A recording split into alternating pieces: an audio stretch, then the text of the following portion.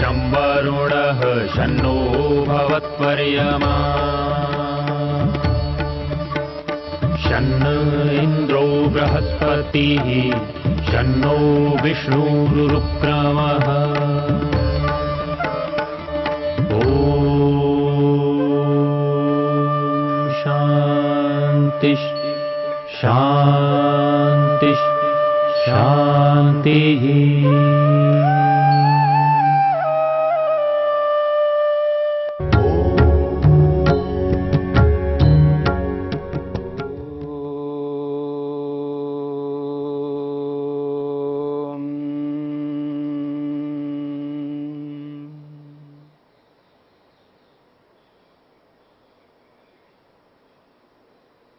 मन की वृत्तियों की चर्चा हो रही है। 3 वृत्तियों की चर्चा अब तक हमने की है। पहली वृत्ति है प्रमाण वृत्ति, दूसरी वृत्ति है विपर्यय वृत्ति और तीसरी वृत्ति है विकल्प वृत्ति। इन तीनों वृत्तियों की चर्चा हमने अब तक की है।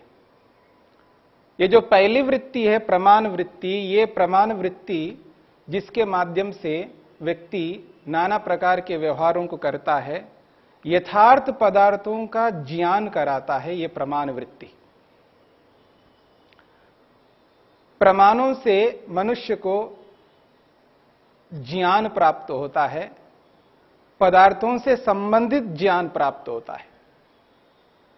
जो पदार्थ जैसा है उस पदार्थ को वैसा ही जनाने वाला प्रमाण होता है।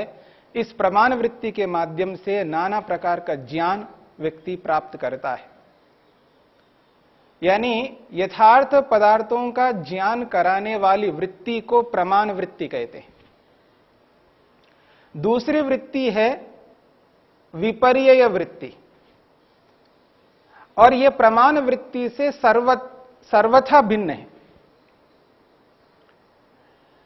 प्रमाण वृत्ति यथार्थ पदार्थों का ज्ञान कराता है, तो यहां पर यह विपर्यय वृत्ति उल्टा ज्ञान कराने वाली है, विपरीत ज्ञान कराने वाली है। जितने भी संसार में पदार्थ हैं उन समस्त पदार्थों का ज्ञान उल्टा कराने वाली वृत्ति है। इसी को विपर्यय वृत्ति कहते हैं। और जो तीसरी वृत्ति है वो है विकल्प वृत्ति।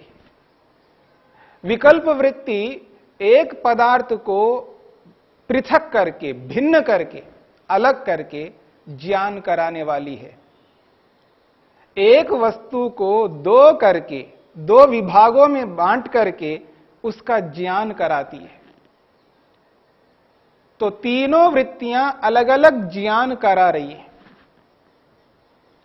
प्रमाण वृत्ति से यथार्थ पदार्थों का ज्ञान, विपर्यय वृत्ति से उल्टा ज्ञान पदार्थों से संबंधित, और तीसरी जो वृत्ति विकल्प वृत्ति है जिसके माध्यम से हम कल्पना के माध्यम से यथार्थ पदार्थ को जानने की चेष्टा करते हैं। ये तीनों वृत्तियों से मनुष्य को सुख भी प्राप्त होता है और इन तीनों वृत्तियों के माध्यम से व्यक्ति को दुख भी प्राप्त होता है। मनुष्य के हाथ में है। यदि इन वृत्तियों से सुख लेना चाहते हैं तो समुचित रूप में इनका व्यवहार करके व्यक्ति इसका लाभ लेता है, सुख लेता है। यदि इनका दुरुपयोग करता है तो निश्चित बात है इनसे दुख प्राप्त कर लेता है। इसी प्रकार से मन की चौथी वृत्ति है जिसको निद्रा वृत्ति कहा है। देखिए, निद्रा को वृत्ति कहा है। नींद भी एक वृत्ति है, मन का एक व्यापार है। मन में एक विशेष विचार चलता है, मन की एक सोच है, निद्रा वृत्ति। इसलिए महर्षि पतंजलि ने जानबूझकर इस सूत्र में निद्रा वाले सूत्र को यहां पर स्पष्ट करते हुए वृत्ति शब्द को जानबूझ करके सूत्र में अंतर्निहित किया है। यद्यपि वृत्तयः पंचतयः क्लिष्टा क्लिष्टा कहा, वृत्तियां 5 प्रकार की है और वो पांचों प्रकार की वृत्तियां दुखदाई और सुखदाई दोनों हैं, और वृत्ति शब्द अनुवर्तन से इन सूत्रों में आ ही रहा है। प्रमाण वृत्ति में वृत्ति शब्द को नहीं जोड़ा, विपर्यय वृत्ति सूत्र में वृत्ति शब्द को नहीं जोड़ा, और विकल्प वृत्ति के सूत्र में भी वृत्ति शब्द को नहीं जोड़ा, और 5वें वृत्ति है स्मृति वृत्ति, उस सूत्र में भी महर्षि पतंजलि ने वृत्ति शब्द को नहीं जोड़ा, क्योंकि अनुवर्तन से, पिछले सूत्र से हर सूत्र में वृत्ति शब्द का अनुवर्तन चल रहा है। फिर भी यहां पर इस चौथे सूत्र में, यानी वृत्तियों के सूत्रों के अंतर्गत जो चौथा सूत्र है, निद्रा वाला सूत्र, इसमें ऋषि ने जानबूझकर वृत्ति शब्द को जोड़ दिया, जिससे ये स्पष्ट कहना चाहते हैं निद्रा को भी वृत्ति मानो। कभी ऐसा ना हो व्यक्ति निद्रा को वृत्ति ना माने, इसलिए जताने के लिए विशेष रूप से यहां वृत्ति शब्द को सूत्र में अंतर्निहित किया है। सूत्र है अभाव प्रत्ययालंबना वृत्तिर्निद्रा। अभाव प्रत्यय आलंबना वृत्ति ही निद्रा, यह सूत्र है। सूत्र में जो पद हैं अभाव, दूसरा पद है प्रत्यय, तीसरा पद है आलंबना, चौथा पद है वृत्ति ही, और 5वां पद है निद्रा। निद्रा को समझाने के लिए सूत्रकार महर्षि पतंजलि स्पष्ट करते हैं अभाव प्रत्यय आलंबना वृत्ति ही निद्रा भवति। वे कहना चाहते हैं निद्रा में होता क्या है, इस बात को समझने का प्रयत्न करेंगे। प्राय व्यक्ति ये अनुभव करता है, ये समझता है कि निद्रा उसका नाम है जिसमें कोई ज्ञान नहीं होता है, क्योंकि नींद ली जा रही है। नींद में क्या ज्ञान होता है? यह बात स्पष्ट है कि जागृत में जब व्यक्ति जिस प्रकार का ज्ञान करता है, जैसा ज्ञान जागृत अवस्था में दिन में जब नहीं सो रहा होता है, व्यक्ति नींद नहीं ले रहा होता है, उसको जागृत अवस्था कहते हैं। उस जागरण अवस्था में, जागृत अवस्था में व्यक्ति नाना प्रकार का ज्ञान लेता रहता है, वैसा ज्ञान निद्रा में, नींद में नहीं लेता। इसलिए कहा जा रहा है जागृत अवस्था में होने वाला जो ज्ञान है उसका अभाव है। अब देखिएगा, स्वप्न भी होता है। निद्रा के अंतर्गत एक ऐसी अवस्था है जिस अवस्था को स्वप्न अवस्था कहते हैं,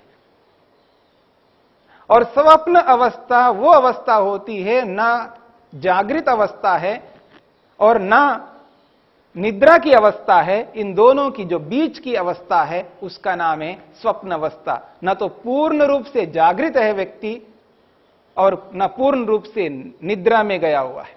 इन दोनों के बीच में जब व्यक्ति रहता है उस स्थिति को कहा जाता है स्वप्न अवस्था।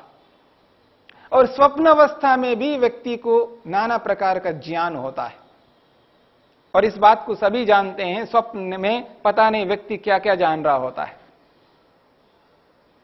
कभी देखा नहीं, कभी सुना नहीं, ऐसा प्रतीत होता है। ऐसा ऐसा ज्ञान व्यक्ति को स्वप्न काल में होता है, उस अवस्था को स्वप्न अवस्था कहा।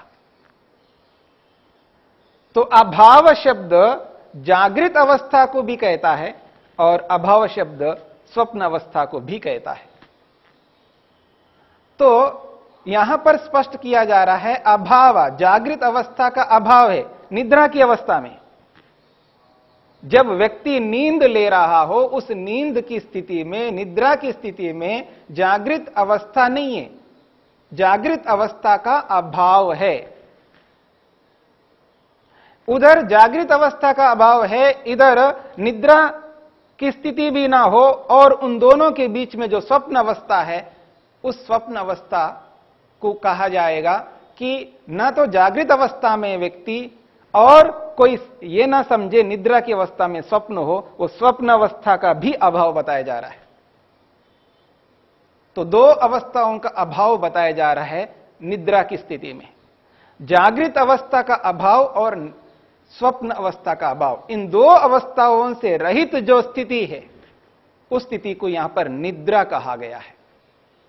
तो अभाव का अर्थ हुआ जागृत अवस्था का अभाव, स्वप्न अवस्था का अभाव। और इन दोनों स्थितियों से रहित जो स्थिति है उस स्थिति को निद्रा कहा जा रहा है। और वहां पर एक शब्द दिया है प्रत्यय। मोटे तौर पर प्रत्यय का अर्थ होता है ज्ञान। पर इन दोनों अवस्थाओं से रहित स्थिति जो है उस स्थिति में मन में तमोगुण रहता है, तमोगुण की अधिकता होती है। क्योंकि जब व्यक्ति नींद ले रहा होता है उस नींद की स्थिति में व्यक्ति तमोगुण को उभारा हुआ रहता है, उस तमोगुण की स्थिति में व्यक्ति नींद ले रहा होता है। ऐसी स्थिति में व्यक्ति पहुंच जाता है जिस स्थिति में न जागृत अवस्था रहती है और न स्वप्न अवस्था रहती। इन दोनों अवस्थाओं से रहित जो स्थिति है उस स्थिति को यहां निद्रा कहा है। और उस निद्रा में क्या हो रहा है, प्रत्यय शब्द आया है। प्रत्यय का अर्थ है ज्ञान लिया जाता है। और ये जो ज्ञान है वो ज्ञान क्या ज्ञान हो रहा है, और यहां पर उस तमोगुण की स्थिति को भी लिया जा सकता है। क्योंकि तमोगुण के कारण से जो अनुभूति वहां पर हो रही है उस अनुभूति को कार्य के रूप में यदि लिया जाएगा तो तमोगुण के कारण से व्यक्ति को या तो सुख प्राप्त हो रहा होता है या दुख प्राप्त हो रहा होता है या मूढ़ अवस्था की स्थिति हो रही होती है। और इन तीनों स्थितियों की अनुभूति आत्मा कर रहा होता है। तो सुख की अनुभूति यानी सुख का ज्ञान, दुख की अनुभूति दुख का ज्ञान, या मूढ़ अवस्था की अनुभूति मोह का ज्ञान, इन तीन प्रकार के ज्ञानों से युक्त निद्रा होती है। अब इस स्थिति को कहा जा रहा है प्रत्यय, अभाव प्रत्यय। जागृत और स्वप्न अवस्था के न होने पर जो प्रत्यय वहां पर हो रहा है तमोगुण के कारण से, और वो प्रत्यय सुख की अनुभूति के रूप में, दुख की अनुभूति के रूप में या मोह मूढ़ता की अनुभूति के रूप में वो प्रत्यय वहां पर है, वो ज्ञान है। और आलंबना का अर्थ है यहां पर आश्रय लेने वाली, क्योंकि आलंबना शब्द वृत्ति के लिए आया है। तो यहां पर कहा जा रहा है वो जो प्रत्यय है, सुख की अनुभूति रूपी प्रत्यय या दुख की अनुभूति रूपी प्रत्यय या मोह अनुभूति रूपी प्रत्यय, उस प्रत्यय का आलंबन करने वाली, आश्रय लेने वाली जो वृत्ति है, उस वृत्ति का नाम, उस व्यापार का नाम यहां पर निद्रा कहा है। तो सूत्र का जो एक वाक्य में अर्थ बनेगा, अभाव प्रत्यय आलंबना वृत्तिर निद्रा। जागृत और स्वप्न अवस्था के अभाव में, जागृत और स्वप्न अवस्था के अभाव में तमोगुण की स्थिति में सुख दुख या मोह की अनुभूति का आश्रय करने वाली जो वृत्ति है उसका नाम है निद्रा। तो इस निद्रा की स्थिति में व्यक्ति को ज्ञान हो रहा है। इसलिए निद्रा भी एक ज्ञान विशेष है। यह अलग बात है जो जागृत अवस्था में जिस प्रकार का ज्ञान हो रहा है उस ज्ञान से निद्रा वाला ज्ञान अलग है। हां, स्वप्न अवस्था में जिस प्रकार का ज्ञान होता है उस ज्ञान से भी ये अलग ज्ञान है। इसलिए ये प्रत्यय विशेष है, ज्ञान विशेष है। महर्षि वेदव्यास ने इस निद्रा को प्रत्यय विशेष शब्द से कहा है। यानी ऐसा ज्ञान जो जागृत अवस्था में नहीं होता है, ऐसा ज्ञान जो स्वप्न अवस्था में नहीं होता है, केवल निद्रा की स्थिति में ही ऐसा ज्ञान होता है। इसलिए भिन्न वृत्ति इसको स्वीकार किया है और यह वृत्ति ज्ञानात्मक है। पांचों मन की वृत्तियां ज्ञानात्मक है, याद रखिएगा। चाहे वो प्रमाण वृत्ति हो, चाहे वो विपर्य वृत्ति हो, चाहे वो विकल्प वृत्ति हो, या ये जो निद्रा वृत्ति है, ये निद्रा वृत्ति हो, और अंतिम वृत्ति स्मृति वृत्ति, ये पांचों वृत्तियां ज्ञानात्मक वृत्तियां हैं। प्रमाण से भी ज्ञान होता है, विपर्य से भी ज्ञान होता है, विकल्प से भी ज्ञान होता है, निद्रा से भी ज्ञान होता है, स्मृति से भी ज्ञान होता है। पांचों वृत्तियों के माध्यम से आत्मा को ज्ञान होता है। ये पांचों अलग अलग प्रकार के ज्ञान विशेष है। व्यक्ति को यह स्पष्ट नहीं हो पाता है, उसे यह समझ में नहीं आता है निद्रा में कैसे ज्ञान होता है। यानी वो तो ज्ञान रहितता की स्थिति है। ज्ञान से शून्य जब व्यक्ति होता है तभी तो नींद ले रहा होता है। लोक में यह कहा जाता है, यह अनुभव में किया जाता है, नींद वो है जिसमें कोई किसी प्रकार की अनुभूति नहीं होती है। निद्रा की स्थिति में किसी भी प्रकार की कोई अनुभूति नहीं होती है। यानी नींद वो स्थिति है जिसमें किसी भी अनुभूति को व्यक्ति नहीं करता है। हां, अनुभूति नहीं करता है, ये जो बात कही जा रही है, ये उस स्थिति के लिए कही जा रही है जो जागृत अवस्था में जैसी अनुभूति करता है, उस जागृत अवस्था का निषेध है, उस स्वप्न अवस्था का निषेध है इस नींद की स्थिति में। और ऐसा नहीं है कि नींद की स्थिति में कोई अनुभूति नहीं होती है, ऐसी कोई स्थिति नहीं है। यदि ऐसी स्थिति होती तो व्यक्ति उठने के बाद जो स्मृति उत्पन्न करता है, नींद की स्थिति में व्यक्ति जो जो अनुभव किया हुआ होता है उसकी स्मृति उसको याद कर लेता है जागने की स्थिति में। इसलिए यहां पर निद्रा को वृत्ति माना है, ज्ञानात्मक वृत्ति है। यानी नींद की स्थिति में ज्ञान हो रहा होता है। जब तक व्यक्ति नींद ले रहा है, निरंतर निद्रा चल रही है, उस निद्रा की स्थिति में तीन प्रकार की अनुभूतियां हुआ करती है।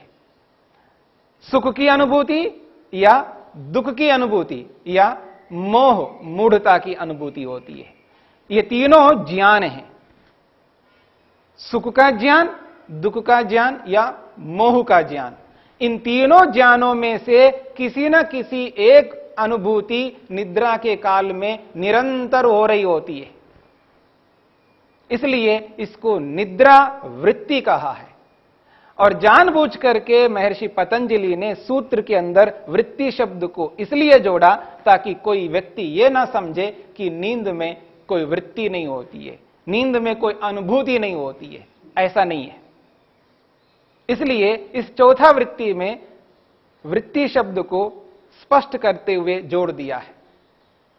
तो अभाव प्रत्यय आलंबना वृत्तिर निद्रा, ये चौथी वृत्ति है। इसको और अच्छी तरह में समझना है।